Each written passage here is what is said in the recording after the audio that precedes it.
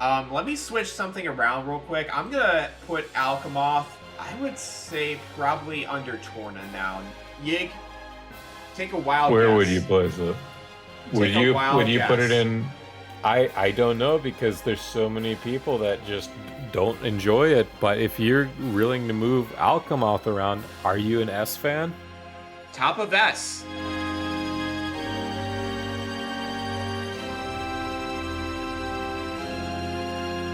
Okay, enough of the obnoxiously long intro. This is the final part of the Xenoblade area's tier list that I'm doing with Yggdrasil. If you haven't watched any of the previous parts yet, I highly suggest watching those videos first before delving into this part. And as always, please leave a like, subscribe, comment, and hit that notification bell for more videos coming in the future. Okay, less intro, more tier list. Let's go! But then we'll move on to Sartorial Marsh. Your Sartorial ideas? Marsh, yeah, it's the quintessential greatest Xenoblade Definitive Edition area of all time, easily.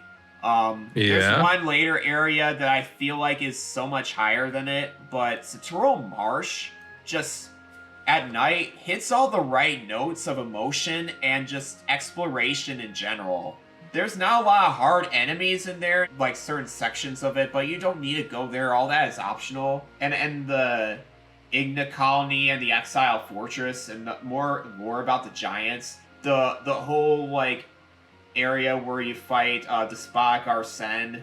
That area is really cool. And like Zazadon. Okay, I don't want to be annoying with the Zazadon, dude. But like, oh yeah.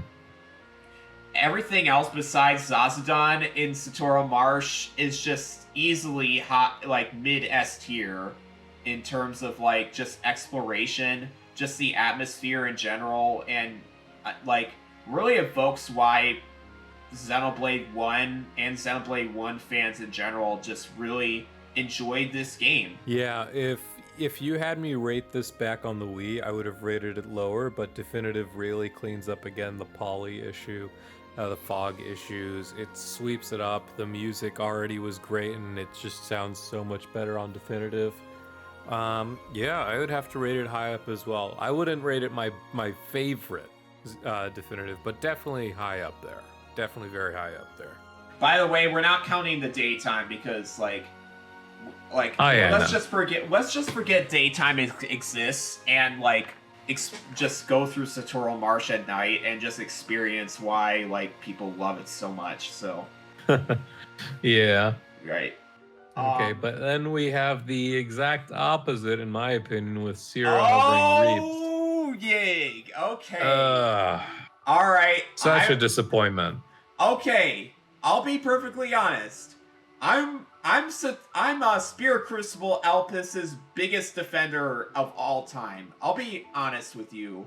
Not only one of Xenoblade 2's best dungeons, but like one of the most memorable locations in any RPG I've played.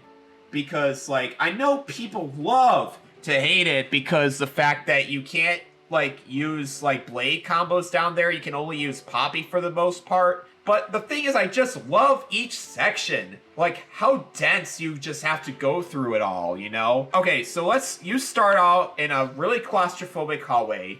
Then it opens up to a bridge section, and like, it invites you to go into this dungeon and explore.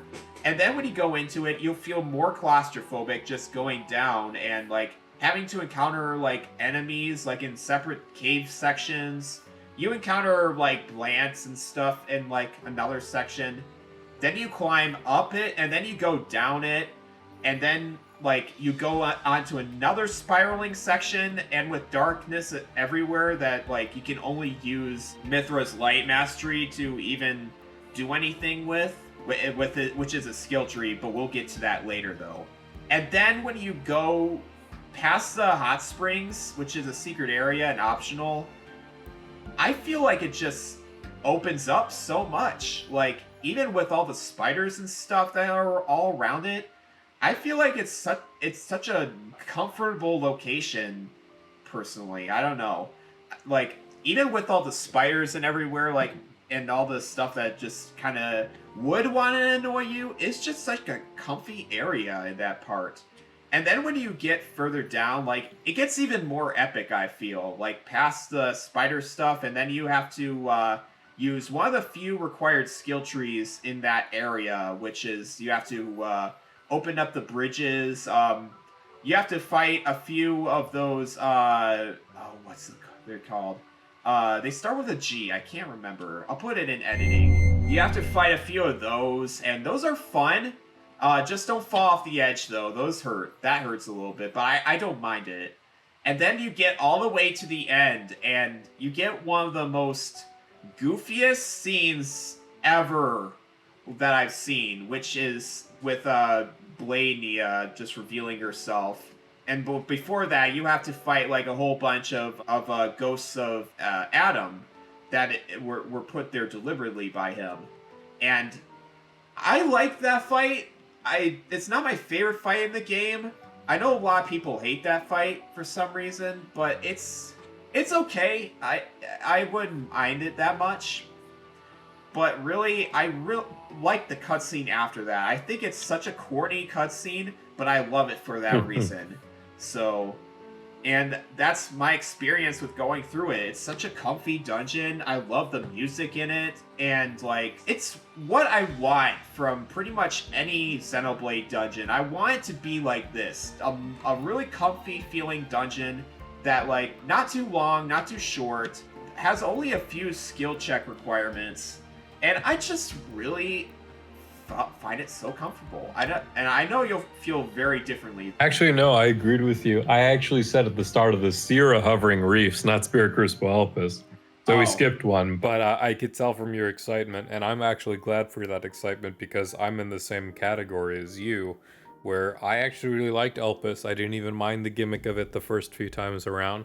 Yeah, it could be obnoxious when you go a little back after the story mode, after your first tussle in there with the story. And some of those checkpoints, even though there's not too many, some of them can be a bit egregious. But beyond that, everything the story picks up there and what it leads into, especially at the end, my goodness. I don't mind having to go back to the checkpoints if I die. It makes me want to go through this comfy area even more. So that's how I feel right now. It's a really mid-A tier dungeon. It could go higher, but like, I don't know. Maybe I could put it above it. Yeah, you know what?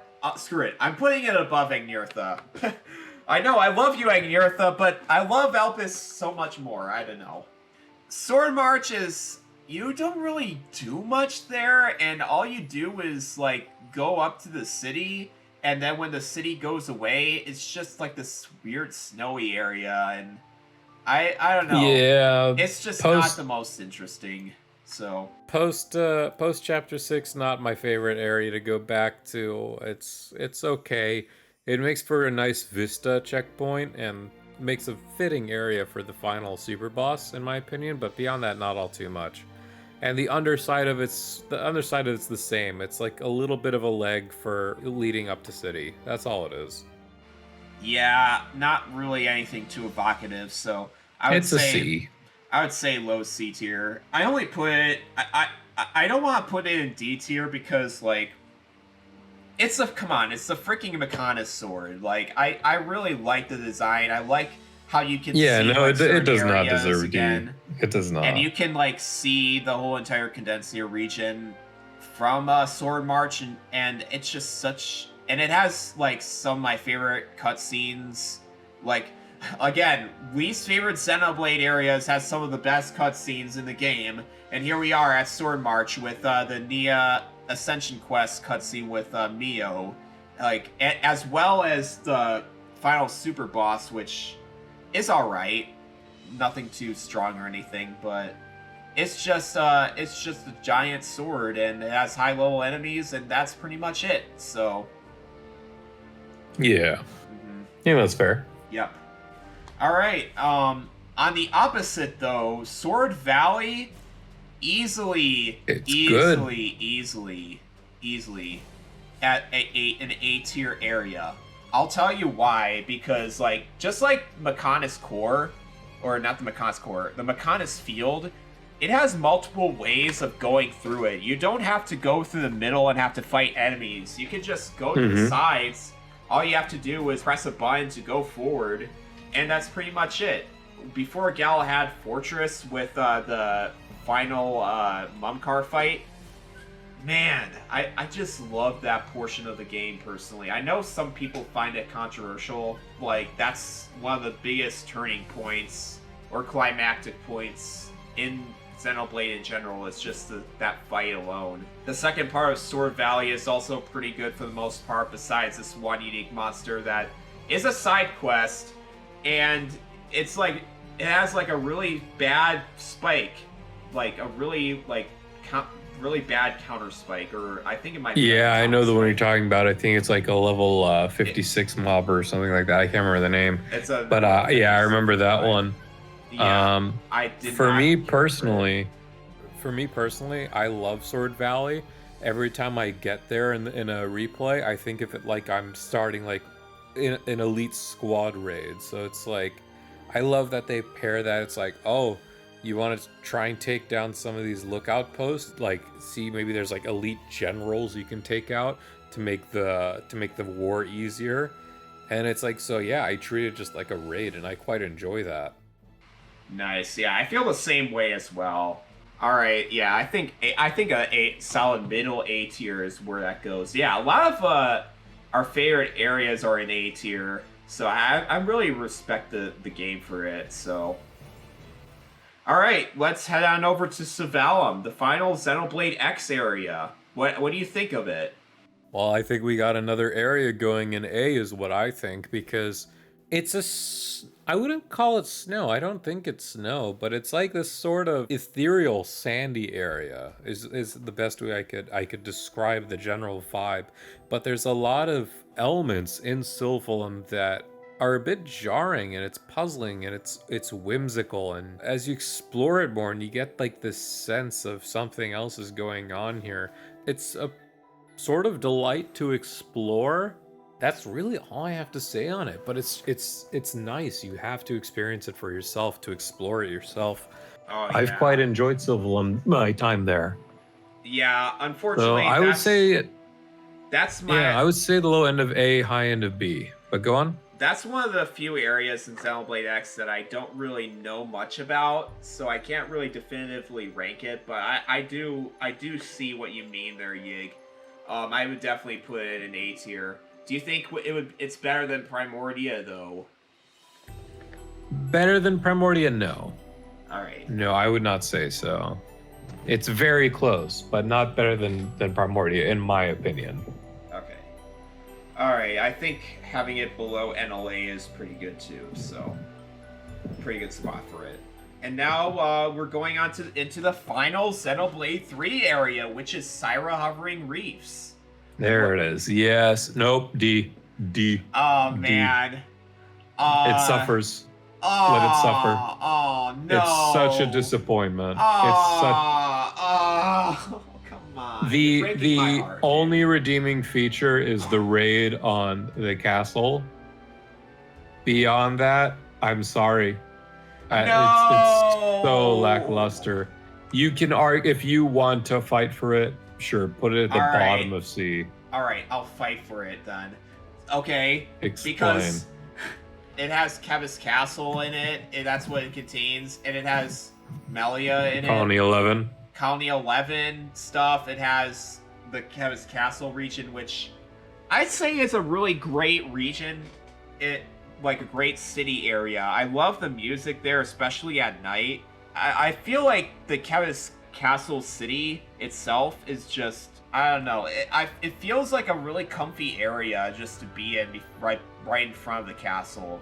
It's just like you go to the bar and then you just spend your average daily life working at the castle. It's just such a nice, serene area. And not a lot of people remember that about the Hovering Reefs, besides, like, the stupid, not a lot of fast travel points in general, and, like, if you die, you have to get sent all the way back. It can be annoying that way. But it's like 7 or 8 of the same arid islands, which, again, you just feel sad for when you think that this was the arid sea. But there's just not all too much going on beyond those two pockets. As much as I do like Colony 11, and I do like the castle region itself, and the castle, the going up the castle itself as you scale it. But beyond that, like, I'm sorry, it's just too much of a negative for me to ignore. Man. One day we'll argue C. We'll argue a low C for me. I'm just gonna put it in mid C, but the islands, yeah, they're pretty boring, but I don't know. I like it a little bit more than C. I don't know, but I'll just put it in middle C because that's kind of where we're kind of aligning towards anyway. So I'm sorry, I don't see it as being a D tier area. I don't know, personally. Yeah, like chapter those 4, reefs, man. Chapter 4 in general is like the point in Xenoblade 3 where I started to really enjoy it a lot, especially the story, and it was still carrying through the Syra hovering reefs. So I don't know. I just feel like it's a lot better than people are saying. But I'll put the end of 4 carried the zone, I will say. But it's in the same way that the end of chapter 7 in Xenoblade 2 felt. No, I wouldn't go that far. I would say the end of Aerith C in Xenoblade 1 is sort of rings on the same sort of vibe that I got, but yeah. All right, Tantal. Honestly,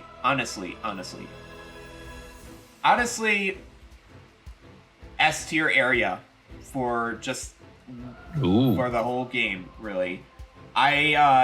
Mainly because of the elevation change. Like, I love how you start from the very top of Genbu, near its head.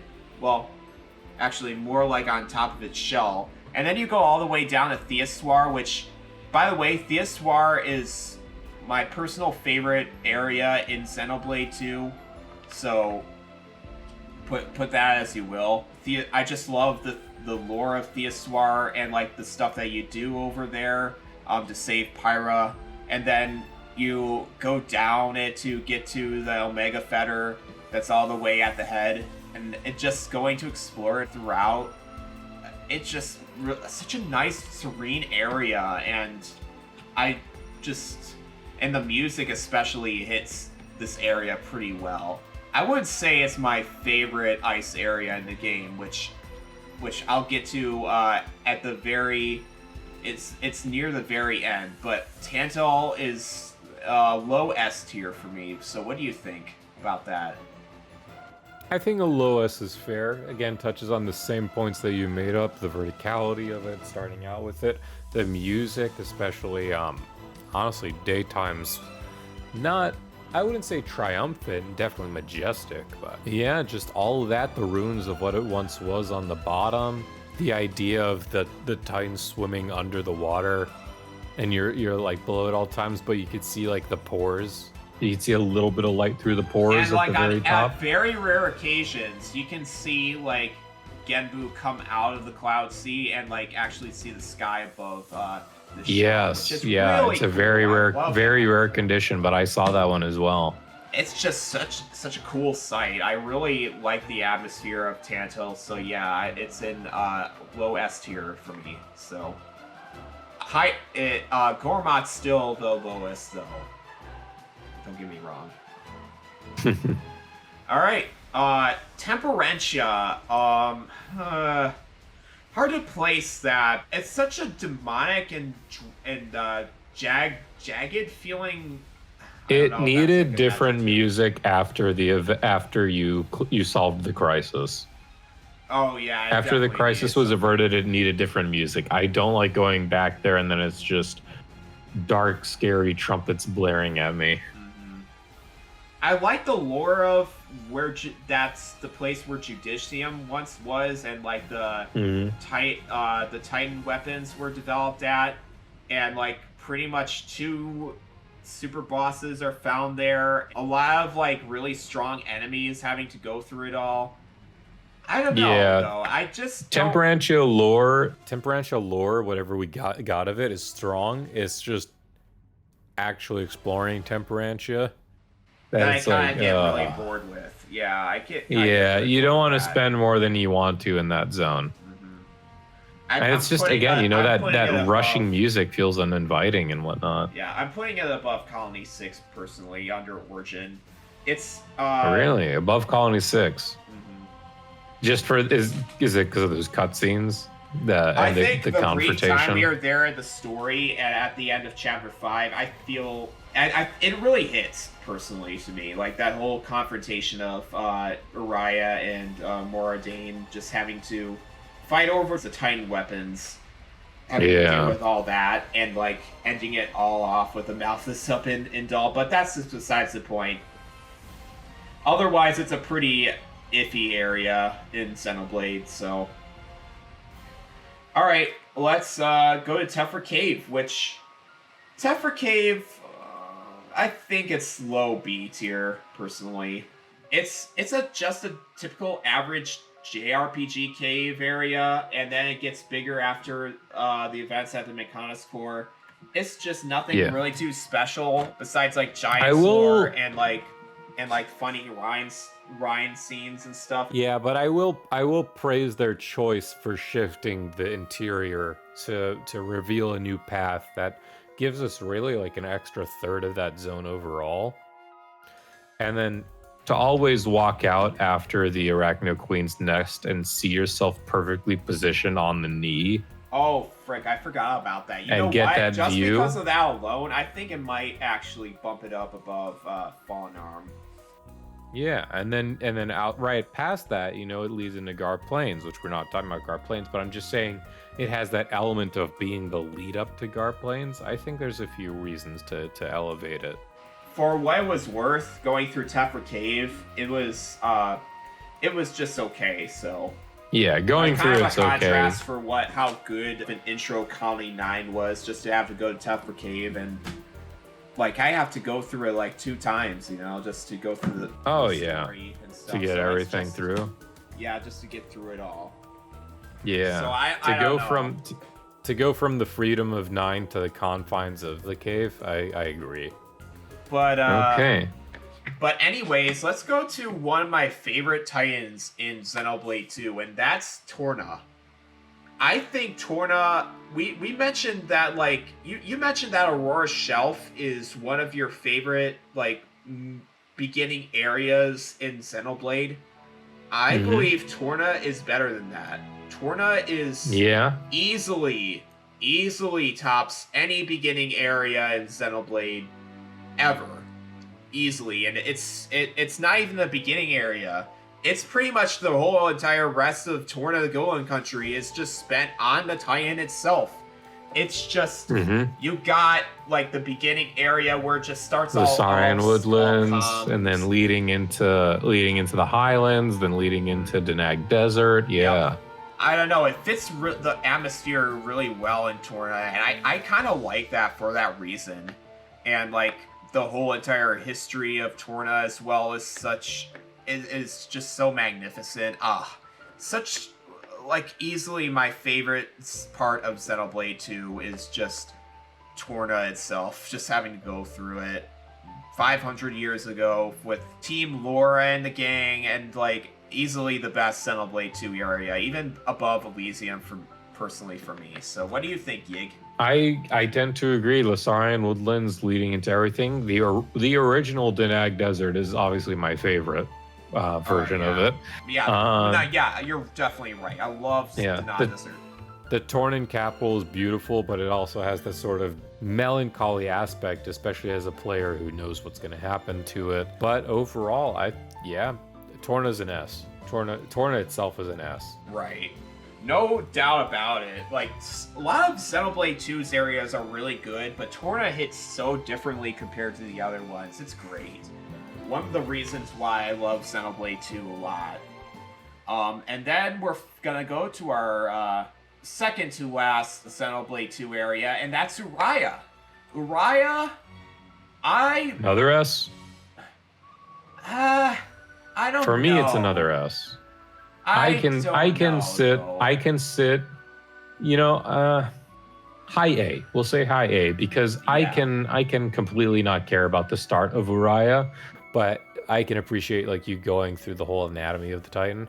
But once you get through to it, and then you're in that giant central area, and you're just overlooking all the trees as the music plays, and then if you're lucky and you catch it just as sunset or a dawn is hitting, and the light pierces through again, like with Tansel, the light pierces through the opening pores. My goodness. And you just see the majesty of Fonzimima and all the way in the back. Oh yeah, that's my favorite part is Fonzimima, but I don't know. To me, I just feel like Araya's kind of overrated a little bit. I feel like there's more beautiful areas like Satoru Marsh, to me.